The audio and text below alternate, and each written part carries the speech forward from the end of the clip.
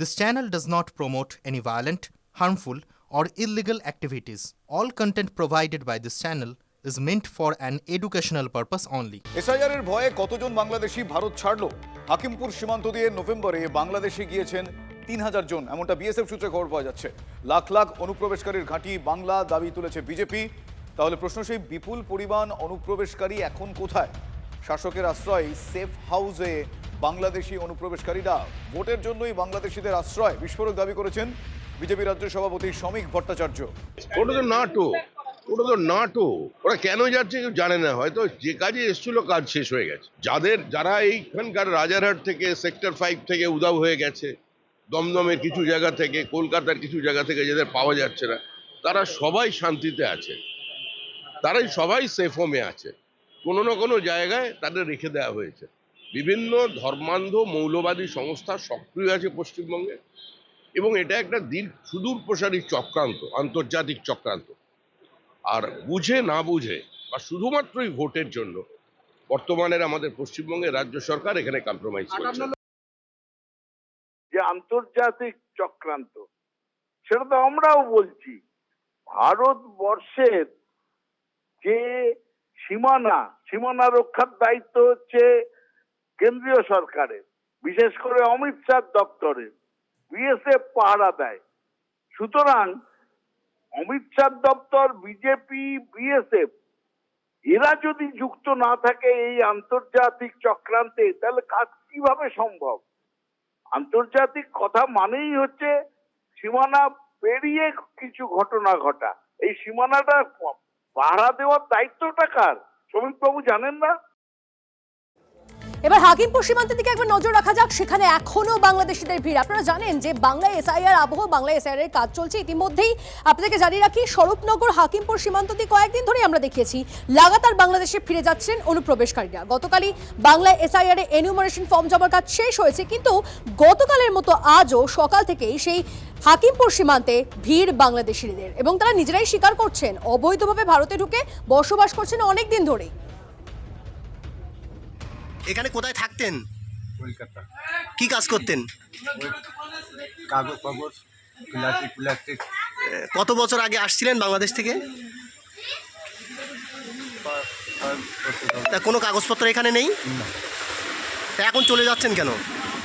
Order থাকে যেটা আমি চলে যাচ্ছি। চলে নাই বাংলাদেশে। আর এখানে কোথায় থাকতেন? এখানে কোথায় টাউনে থাকতাম। কতদিন ধরে আছো?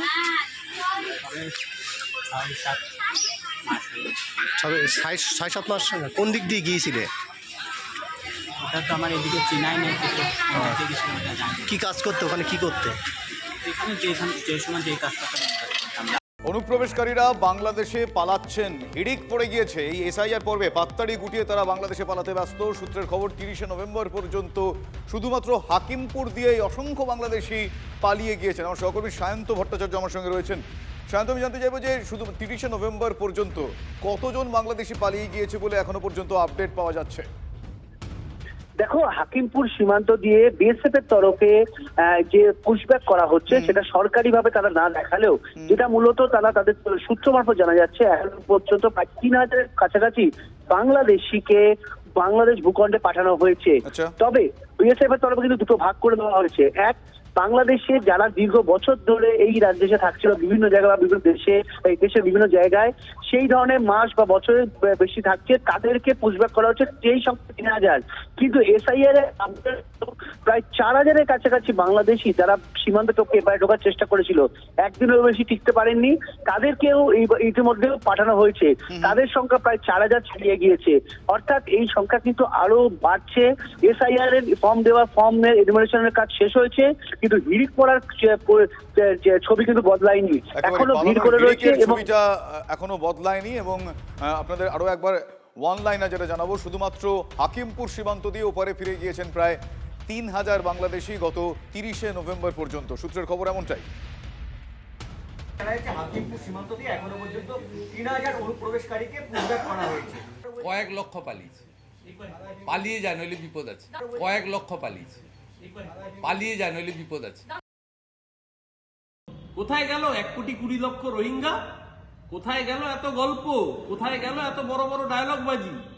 বাংলার মানুষকে যে উস্কানি দিয়েছেন, যে 1 কোটি অবৈধ অনুপ্রবেশকারীর গল্প বলে ক্রমাগত মানুষকে আতঙ্কের মধ্যে ফেলে মানুষকে আত্মহত্যা করতে বাধ্য করেছেন, এই প্রতিটা মৃত্যুর দায় নিতে হবে এই নির্বাচন কমিশন, প্রতিটা মৃত্যুর দায় নিতে হবে যেরকম জ্ঞানেশ কুমার মনোজ আগরওয়ালদের, তেমনি অমিত শাহ থেকে শুভেন্দু অধিকারী, আপনারাও রেহাই পাবেন না। মানুষকে আতঙ্কিত করে, মানুষকে ঘুষপেটিয়া বলে ক্রমাগত উত্তক্ত করে বাংলার মানুষকে অপমানের জবাব আগামী দিন 2026-এ বাংলার মানুষ সুদে আসলে জবাব দেবে, তার জন্য তৈরি থাকুন। যারা এগুলো অফিসিয়াল পুশব্যাক হচ্ছে তাদের সংখ্যা 3000, যাদের অফিসিয়াল পুশব্যাক হচ্ছে তাদের সংখ্যা 3000, আর যারা রাতের অন্ধকারে পালিয়েছে বর্ডার টপকে তাদের সংখ্যা কত সে তো আপনারা দেখিয়েছেন, আমরা কোত্থেকে বলতে পারলাম লাখ লাখ। আপনারাই তো একের পর এক কলোনি দেখিয়েছেন, একের পর এক ছাউনি দেখিয়েছেন, যে ছাউনি সমস্ত তালাবন্ধ, যে সমস্ত তালাবন্ধ, এলাকায় একটা কুকুরও নেই।